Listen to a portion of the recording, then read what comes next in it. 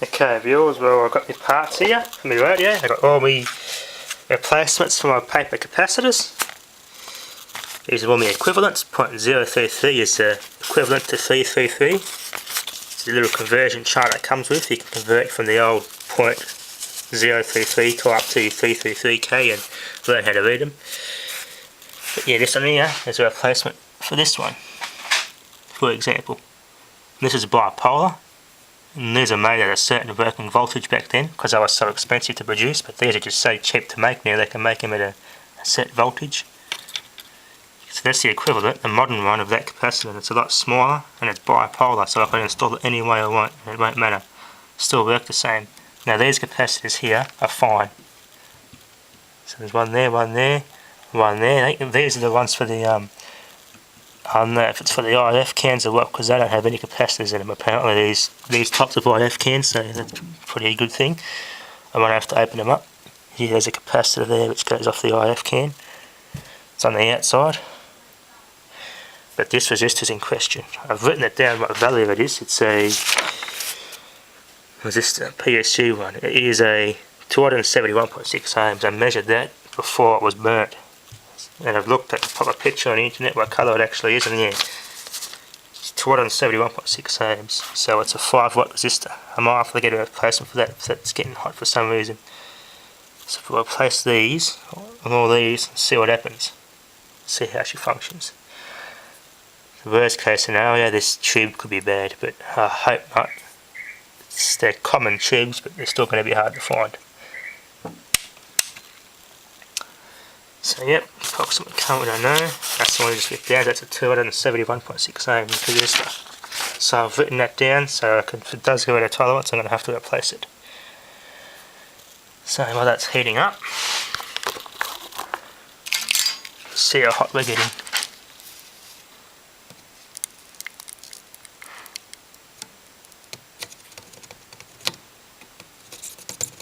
Yeah, I've got a very unsteady hand there.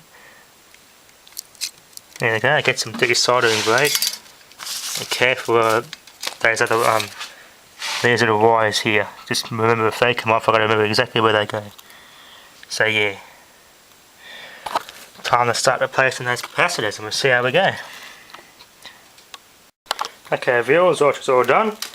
I've installed a proper axial capacitor instead of that type. So yeah, it's a proper one there, MIUC replacement, brand new fresh electrolytics. We've got a lot of paper wax ones replaced. And I've checked everything for shorts, everything's fine. So yeah, that's how you install it. Like that heat shrink tubing everywhere, so it stop anything from shorting out. So now I'm going to change this other dial lamp. I've got two fresh new globes, so I decided to change both of them. So there's one here I've got to take out, which I've already taken out, which was blown. So I'll put that in there. If I put the camera down for a second, should be able to.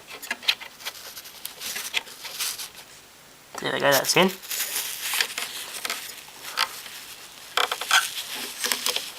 There's the hard bit, is getting the globe back in without breaking anything.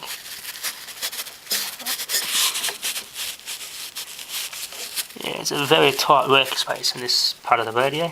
Okay viewers, that's all in. Just put these bulbs in here just for the head of it because they're the original spec. Keep that so I can remember what spec they are in case they go again. Chuck them back in there. That's the packaging the globes came in to protect them. Alright, now I'm gonna, before I power it up, I'm gonna solder this antenna connection on the chassis here. So if I put the camera down for a second.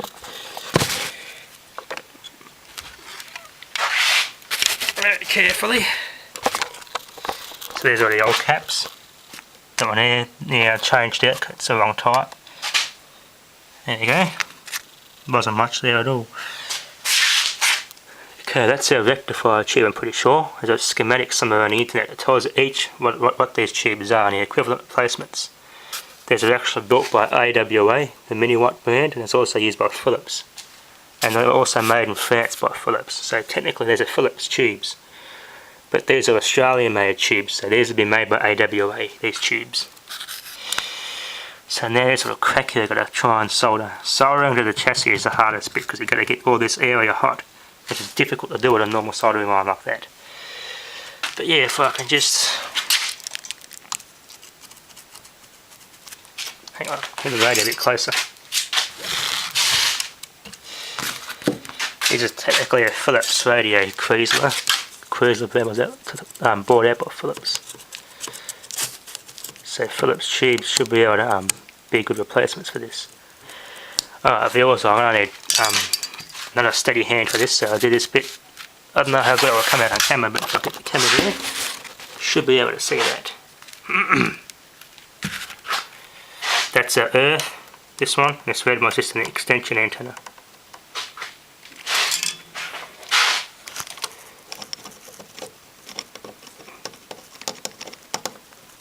Got a very unsteady hand.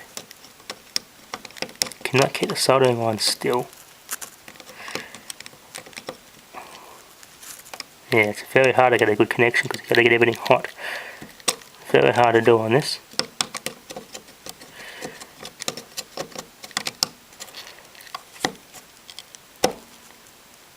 That should be enough. It's only just to stop it from coming loose. That's all that's going to do.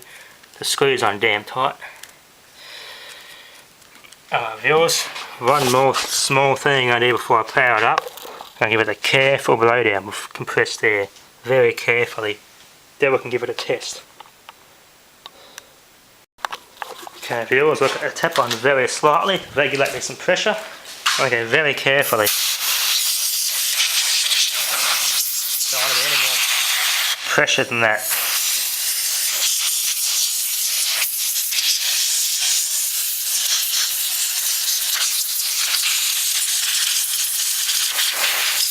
Smells vintage, I can tell you that. Vintage dust.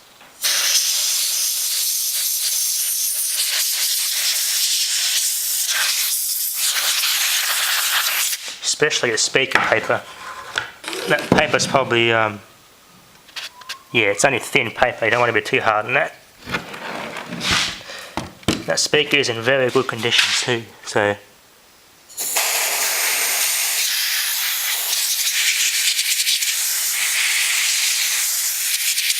Might have to glue that back on, but that's not so hard. Bit of adhesive spray or special glue you can get for that.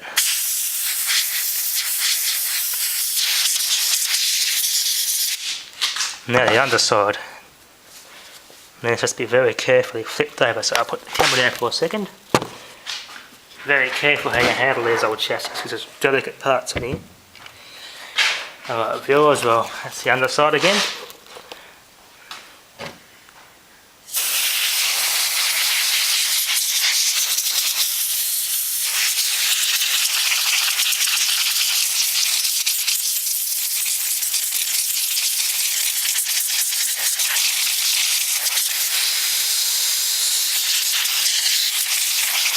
That's pretty clean. Okay, viewers. Well, another thing I want to note, bring up is when you're removing old components, these little tabs can be very weak, and if they break off, finding a replacement tube sockets is not only hard to find, but it can be expensive. So you have to be very careful around your tube pins and these little tabs here, which I do know what these are called, but on the tip of my tongue, I can't remember right now. But these are also very delicate and can burn if you hold the solder on there and get it too hot. But yeah, it's a good thing there's IF cans here. The capacitors here are external, so there's one there that's external. There's another one somewhere else in the circuit that's external, but yeah, it's a good thing the IF cans don't have to come apart. So everything's pretty clean. I think it's time to give her a test. Just yeah, give her a good inspection, make sure there's no shorts whatsoever. And there isn't, so that's good. Although that's awfully close, but that's not touching, so that's good. Soldering here, these parts here where you have to solder to the chassis is very difficult because you got to get this whole little area around here hot. So that's the most difficult part about it. But other than that, you just got to be careful. Don't rush your work because it will do damage.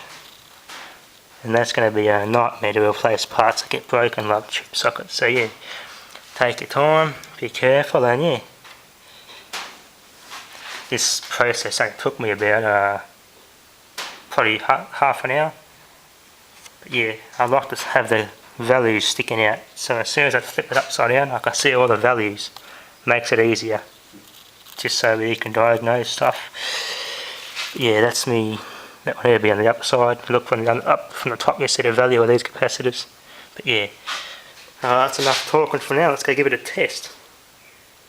Another safety feature is use an isolation transformer, which I have bought one from eBay but hasn't arrived yet.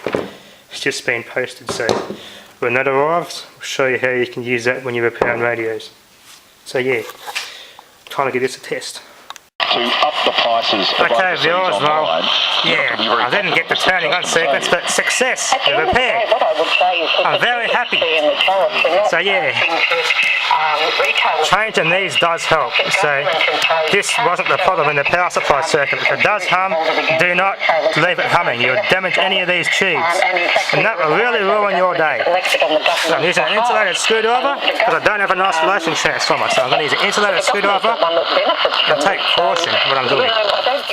Yeah, turn the volume down, but use an insulated screwdriver and just use this like this method. This is not conductive, it's just a curtain. But yeah, if I had an isolation transformer, I could just, yeah, you get a shock, but you'll be safe. But yeah, viewers, she's fixed. I'm very happy with this. One of these bulbs wasn't working, so they kind of, when I first tested it, so that was kind of a giveaway that, yeah, these capacitors are bad. They're supposed to pass and block DC and the AC to these tubes, and replacing them, there you go. I'm very happy those tubes weren't damaged by humming, so yeah, she's all fixed. Let's turn the tone up. Now see how loud we can go. I'm not too fussed about being really loud, but now that, I don't know what on the scale that is. I know our local station's here somewhere on the scale, but I cannot find a conversion chart for these codes to modern day numbers. But yeah, viewers, she's all fixed.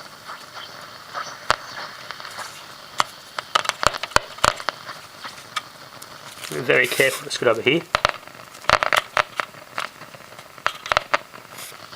Reading on Vocation series. You can hear the book show on ABC Radio National ABC Radio, at 10 a.m. or by going to our website. Bit of a dirty connection there. Got some contact in that volume control to be fixed. Where you can download this program and sign up for the podcast. That's it for the book show. So there you go, viewers. ABC Radio National coming up first. That was 1, 2, 3, 4, 5, 6, 7, 8. Well, 9 actually, because everything up is all in the other cupboard. But yeah, I'm very happy with this. So yeah. Well, when I turned it on, I was very careful. Had everything turned down. Turned it on, but didn't have it flood out and listened carefully and looked, making sure nothing was burning and smelt. The German Democratic Republic. And listened carefully and the hum wasn't there, so Miriam and begins to understand some of her story. Miriam became trying to put the case back on and I give her the cosmetic polish up. That's the electrical side of her done, so now I'm going to get to the cosmetic side and give this all polished and looking new. So yeah, from here you could see anyone coming. I do that in the next part, so yeah, thank you for watching. Miriam, when I look at her street,